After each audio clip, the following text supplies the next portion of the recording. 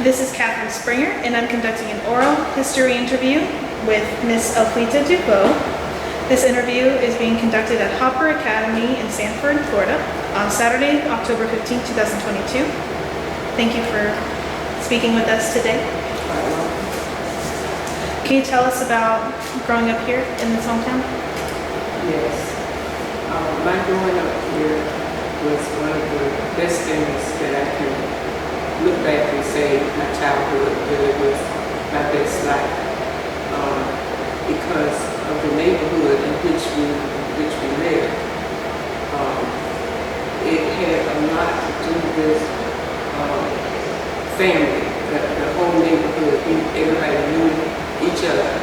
You know, we knew everybody in our neighborhood, which now you hardly knew the neighborhood next door.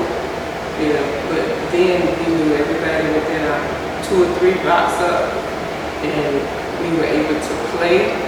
You know, we were able to go to anybody's house, but we couldn't stay all night. Now, some parents let children stay, but some didn't. My parents didn't allow us to stay.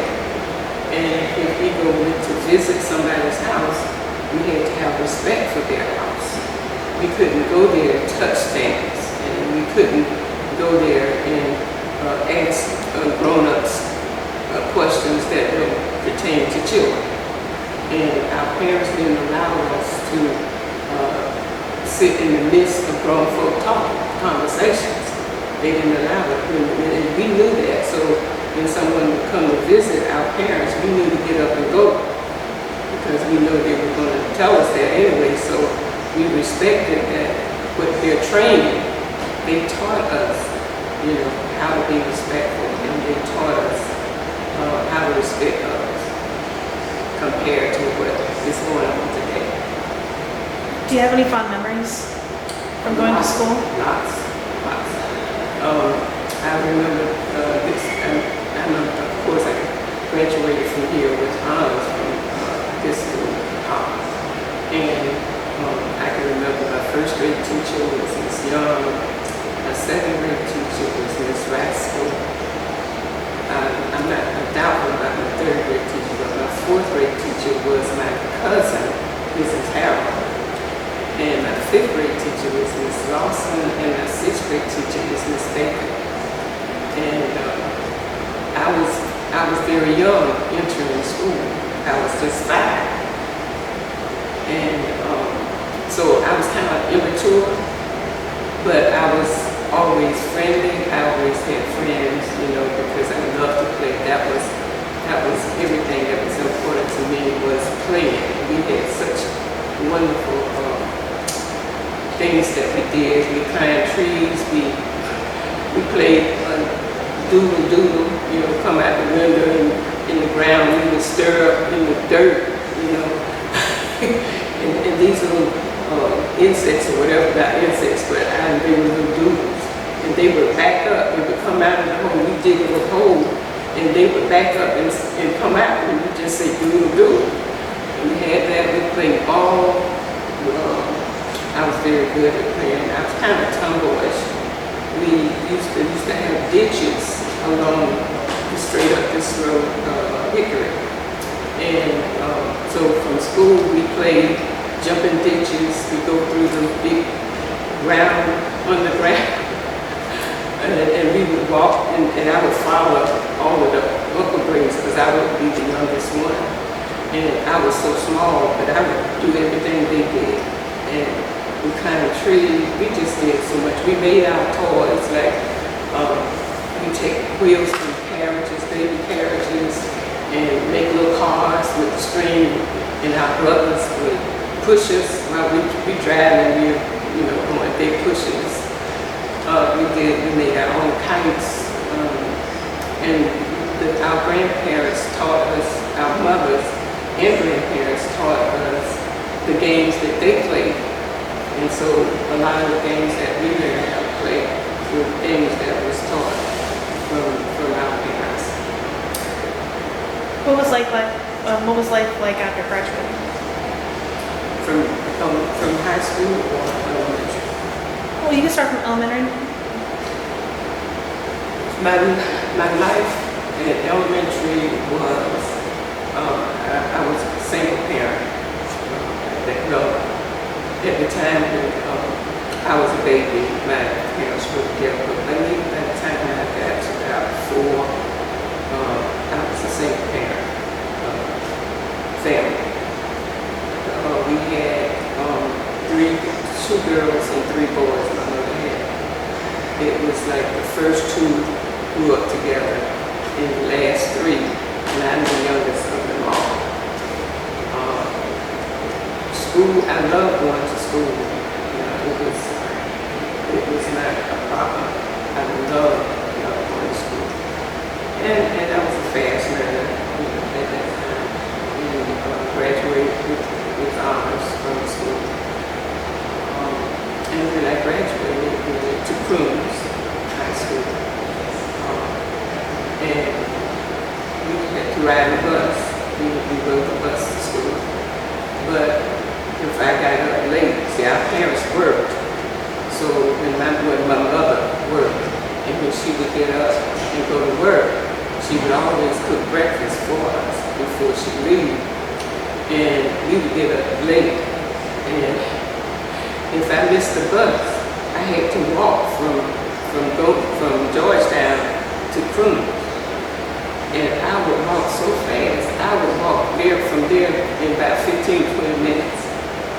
And when my mother, like I said, the neighbors saw me walking to school, I don't know who it was, but like I said, neighbors was always in tune, and they know each other's children. So somebody told my mother that I missed the bus, and they saw me walking to school. And so my mother told me, you missed the bus one more time, then you stay home and iron all these clothes.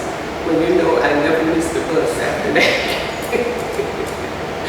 So we had to pay consequences for being disobedient in that time. But our yes, my mother's yes meant yes, and my mother's no meant no.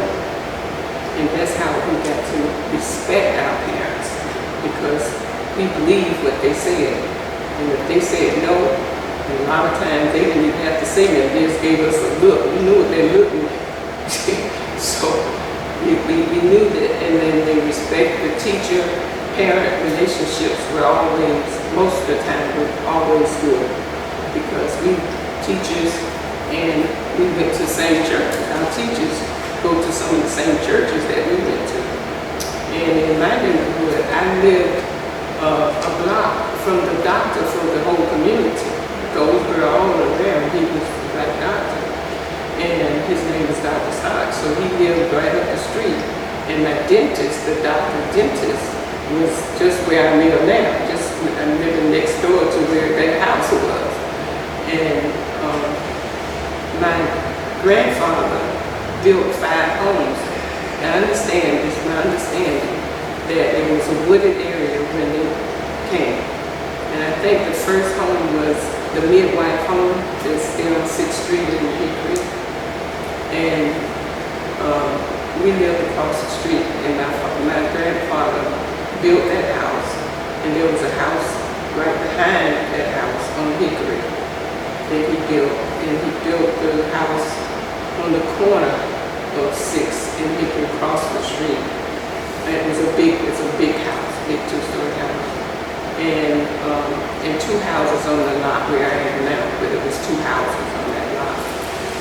And so we all went to church, to some of the same churches. So we really were, we knew everybody.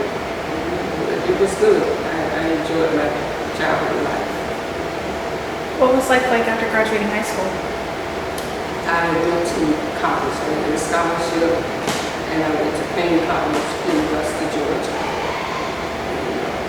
I graduated from there. What degree did you get? Bachelor of Science degree, elementary education. Did you come back and teach here? Yes, I taught in Pine Castle, Florida. The Pine Castle. But that's where I had my first job, and it was an all-white school.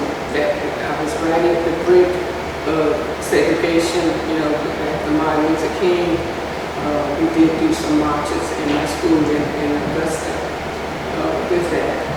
And so when I graduated from school, we were the first ones breaking in, teaching in school, in integrated schools. So I taught there, and I taught first grade. My husband, I had married, and I had a son, first child. And so I would take him to kindergarten, on my way there, because I still lived in Sanford. My mother was still living in the same house, same place. So I would travel there, and I taught there for 3 years. And after 3 years, we moved to Greenville, South Carolina. Greenville, South Carolina, Greenville, North Carolina, and from there to Manchester, New Hampshire. When he got out of service, Manchester, New Hampshire, and then back to Maryland, D.C. area. So we moved back up quite a bit. How long did you teach? About 25 years. I retired in 2012 in Maryland. What did you do after teaching? Well, I subbed some, maybe a year or two in Maryland. I subbed. And after that, it wasn't very long before I moved back home, which was in 2017. So I've been here now. This has been 5 years. I've been back home. What are you up to now in your retirement? I'm just enjoying my retirement. I ministered to in prison in Orlando, and I'm about to join the program, Mama Papa, I think that's the name of the program, where I'm reading to kindergartens. So I start that probably next week after. Is there anything else that you would like to share with us that I haven't maybe brought up or talked about? Not really. I think pretty much I had a very, a good life. And I was married for 50 years. Same person. And I had 2 sons. And then I had an extra son that wasn't one that I birthed, but he was just like a son. It was really a good life. Thank you, Ms. Deveaux, again for sharing your time and speaking with us. This has been Catherine Springer at Hopper Academy on October 15, 2022.